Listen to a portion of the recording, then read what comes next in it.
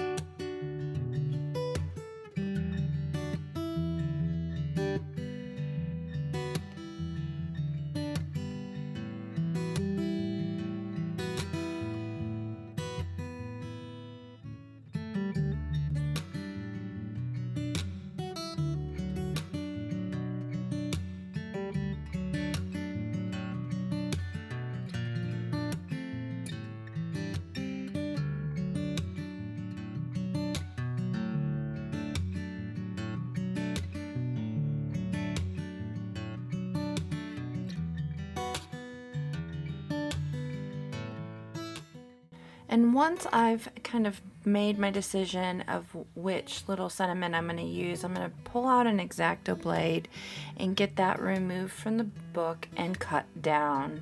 And from there I'm going to get started on doing some collage, and I'm actually going to collage the leftover pieces from trimming down that sentiment onto the background of this card.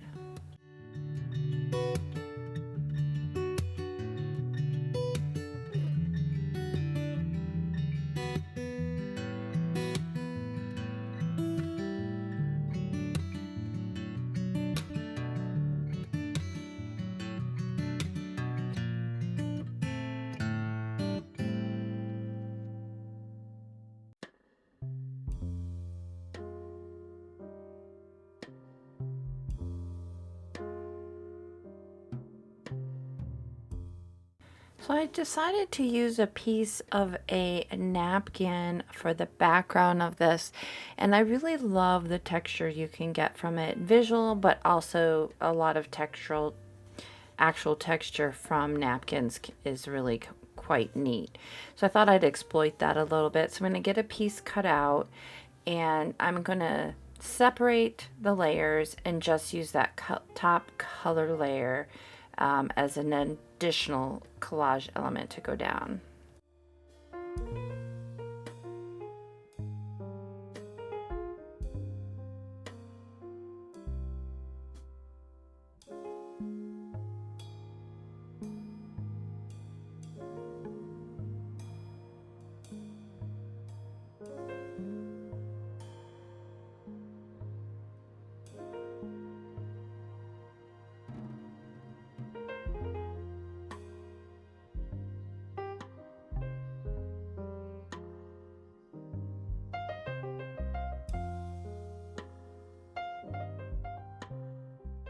And as you saw, I have ripped up that initial color layer to collage down, and I did save some of the second layer, just the white piece, to also collage down.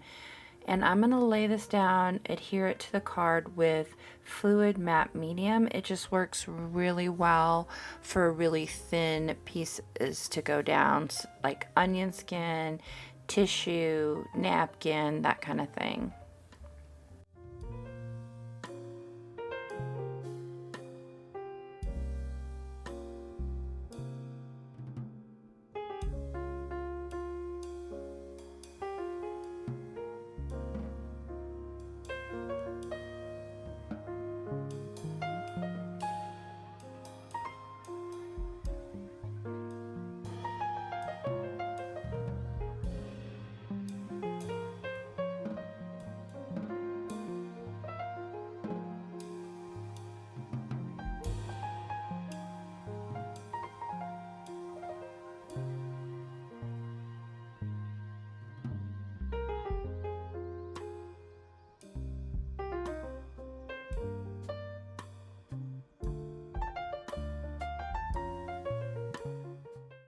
A bit of a tip when collaging down napkins, it's usually best to make sure your brush is pretty moist with your fluid matte medium, and it's usually best to kind of brush from the center out. That way you don't get any additional ripping, unless that's what you're looking for, of course, but it's a helpful kind of thing when you're laying those down. And you'll see here in just a sec, I'm going to choose to come in with some different types of paper. So I am pulling out my matte gel medium for those heavier papers.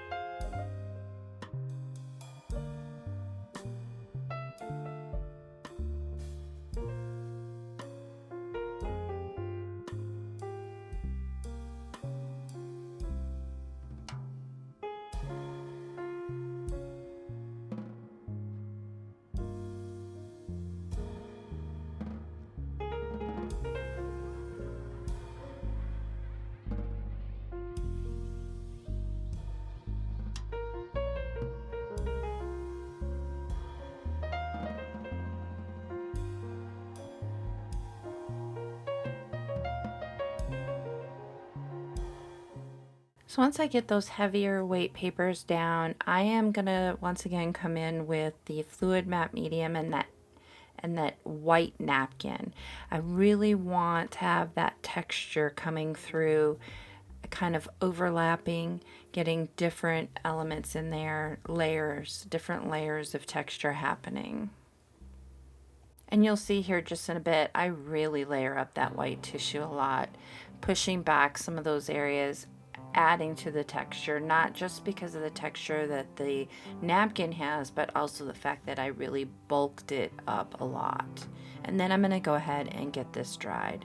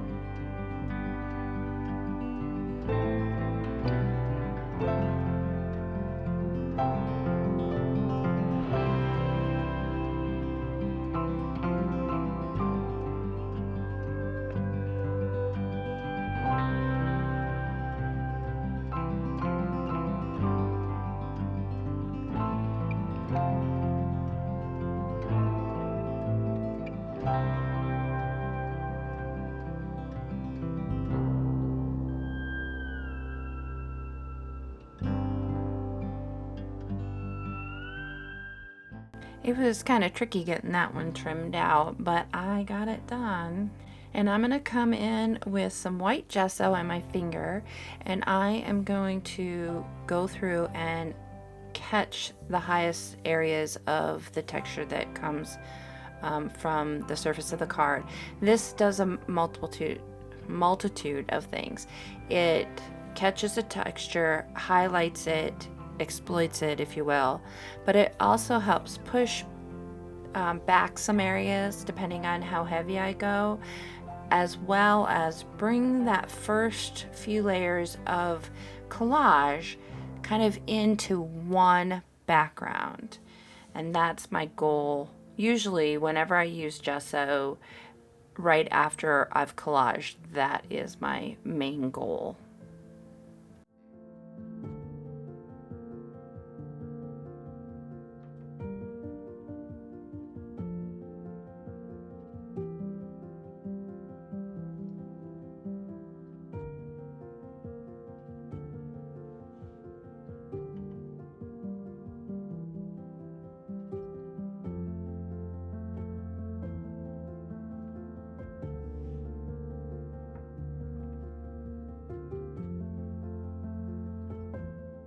So here you can see I'm having a thinking moment. I'm trying to decide what I want to use for color. And I pull out my gel sticks. These are from Kingart, and I really love these because they're super smooth and they're not waxy. You can use your finger on them to rub them out without even adding any water, so you still have the saturation of color, or you can add water and rub them out as well. They are fun to play with.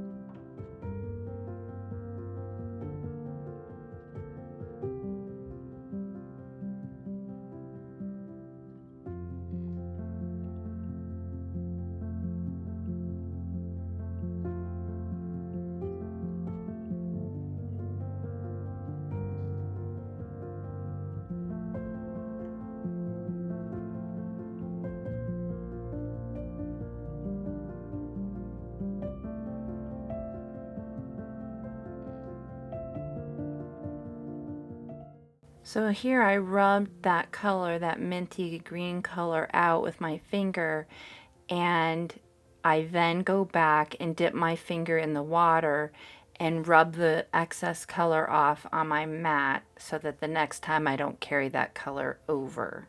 And I'm just repeating that process over and over with each color.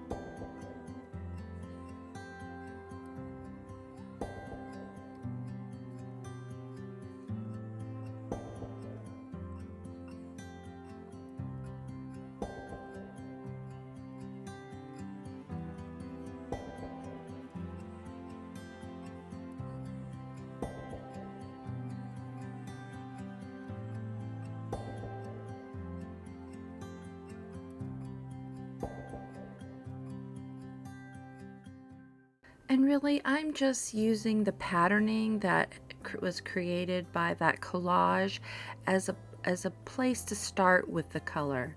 So I'm just trying to bring the eye through from left to right, right to left, and to balance it, as well as bring in colors that were hints but needed to be brought out a little bit more just for interest.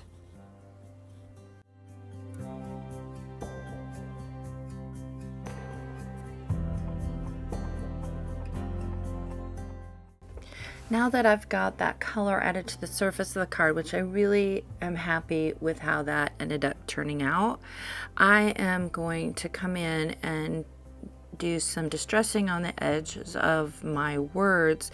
Now, when I come in directly with the ink pad, generally what I'm looking for is just a bold, thin amount of color just along the edges, not necessarily coming up over the edge of the sides of the words, and sometimes I like to get the scratchiness that the marks of the actual ink pad can make, and so I sometimes come up a little bit with that just to give a little bit of that scratchy feel coming up. I just feel like that will go well with the softness contrasting the boldness of some of the edges of texture within the card itself.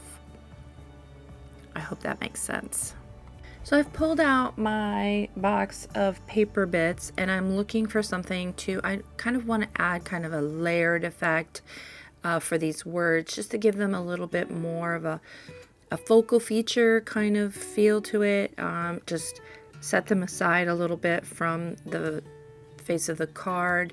So I'm coming in, I found an invoice that looks like it's a good color match, and I'm going to bring that in and pull out another bit to use and layer that up. I am going to come in with my ground espresso distress archival ink and use a dauber. Now with the dauber, when I use that, I usually want more of a softer look.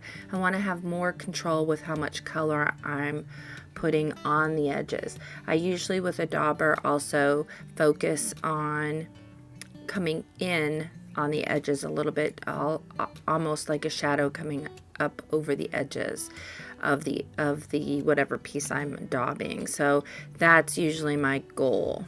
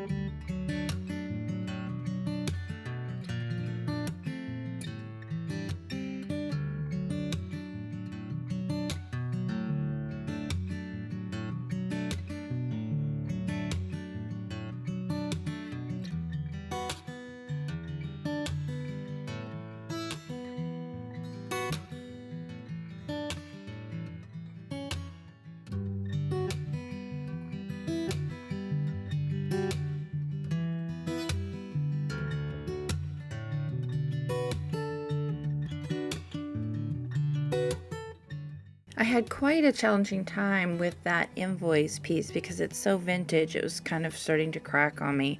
So I was trying to be really gentle, but I'll feel better once I get everything glued down, and I'm going to use my Barely Art precision glue for that. I just like having that fine tip for smaller pieces, and it does a really good job with medium weight paper to lightweight papers. So it's generally my go-to during those when I'm using those types of papers. I'm just trimming this down a little bit because I didn't want such a big border around it once I had put that stamp between. So I did trim it and then distressed the edge of the invoice piece so it matched the other three sides.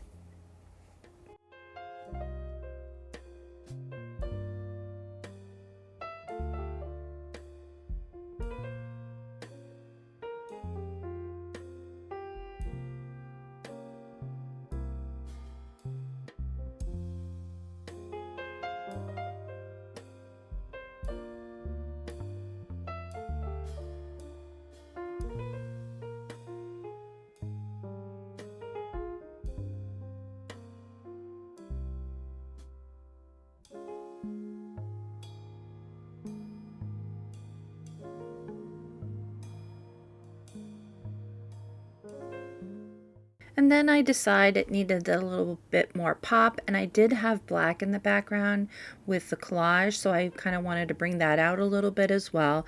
So I'm going to adhere this whole thing onto some black cardstock and then adhere it to the card. This also helps with protecting that very fragile vintage invoice piece.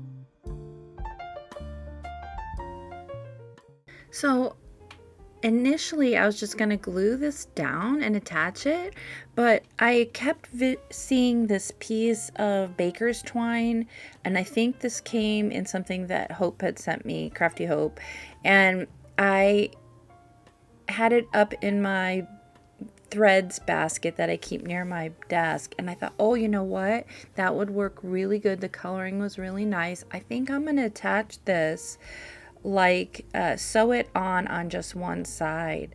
So that's what I decided to do to attach this focal.